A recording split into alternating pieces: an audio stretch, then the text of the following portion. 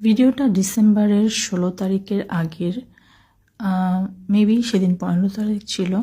ডিসেম্বরের 15 তারিখের ভিডিও। আমাদের দাওয়াত এসেছে আমার জনদরদি আপু জেরিন আপু, তার ব্রাকেন সিটিতে বিজয় দিবস উপলক্ষে ওখানে মেলা হচ্ছে, এজন্য আপু আমাদেরকে ডেকেছিল। শুধু আমাদেরকে না, যারা যারা আমাদের গ্রুপের ঢাকায় ছিলাম তাদের সবাইকে ডেকেছিল। তো সবাই ঢাকায় ছিল না, এজন্য সবাই আসতে পারেনি। যারা আমরা ছিলাম তারা গিয়েছিলাম। এই তো ফাবিয়ান আর আমি রওনা করেছি।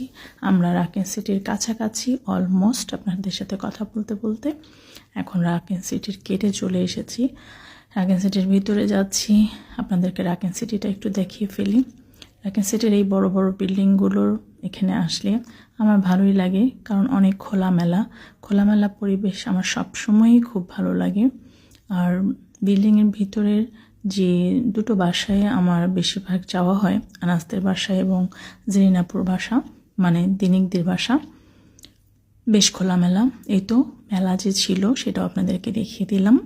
এখানে মেলা চলছিল, এই জন্যই আমাদেরকে আসতে বলেছে আপু, আমরা যেন মেলাটা উপভোগ করতে পারি। আমি এই মেলার একটা ভিডিও আগিয়ে দিয়েছিলাম, আর এটা আপুর বাসার ভিডিও, যেটা আমি দুটো একসাথে করতে চাইনি, একটু বড় হয়ে যাবে এই জন্য। এই তো আপুর সুইট হোমে আমরা চলে এসেছি। ভাইরে ভাই, কি বলবো আপুর কথা।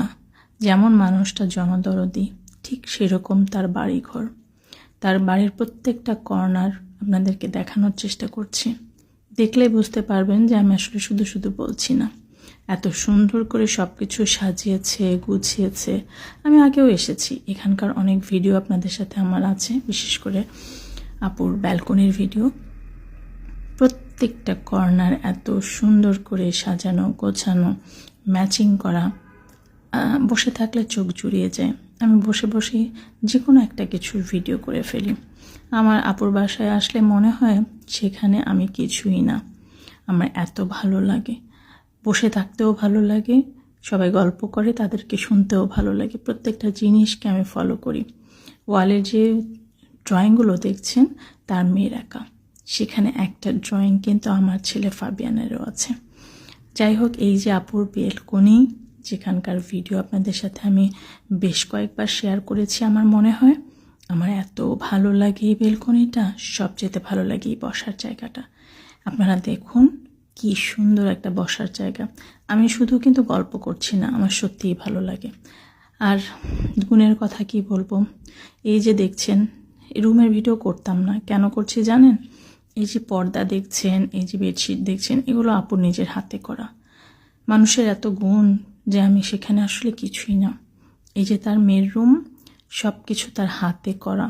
এই ব্লগগুলো ওনার নিজের হাতে করা, আর সব কিছু ম্যাচিং ম্যাচিং ম্যাচিং। কি যে ভালো লাগে, খুব ভালো লাগে। এই জন্যই ভিডিওটা করেছি। আসলে ভালো লাগা থেকেই আমি একবারেই কথাগুলো বলে নেওয়ার চেষ্টা করছি। এটা আপুর বেডরুম ছিল, আমি পারমিশন নিয়ে এসেছি। আপুর বেডরুমটাও একটু নিয়ে নিয়েছি। মানে কি, সব জায়গায় বসে না একটা শান্তি অনুভব করা যায়। পরিচ্ছন্নতা, গোছানো, ম্যাচিং, সব মিলিয়ে অসাধারণ। আর তার আপ্যায়নের কথা কি বলবো, তার আন্তরিকতার কথা কি বলবো, বলে শেষ করার মতো না। তার ভিতরে আন্তরিকতার যেন পাহাড় রয়েছে, এরকম মানুষও যে আছে। আর এই যে খাবার দাবারের তো তুলনা নেই, কোনো কমতি নেই, কিছুই বাকি নেই। যা যা সম্ভব সব কিছু একবারে খাবার দাবার দিয়ে দিয়েছে, যে যা খেতে পারে। তো আমরাও মজা করে যার যা ভালো লাগে খেয়ে নিয়েছি।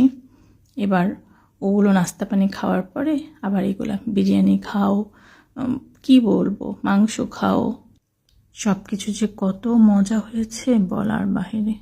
যেমন রাঁধতে পারে, তেমন জনদরদিও করতে পারে, ঘর সংসারও সাজাতে পারে, সব পারে। বাচ্চারা মজা করে একসাথে খাচ্ছে, দেখতে খুব ভালো লাগছে। আপনাদের কেমন লাগলো ভিডিওটা জানাবেন।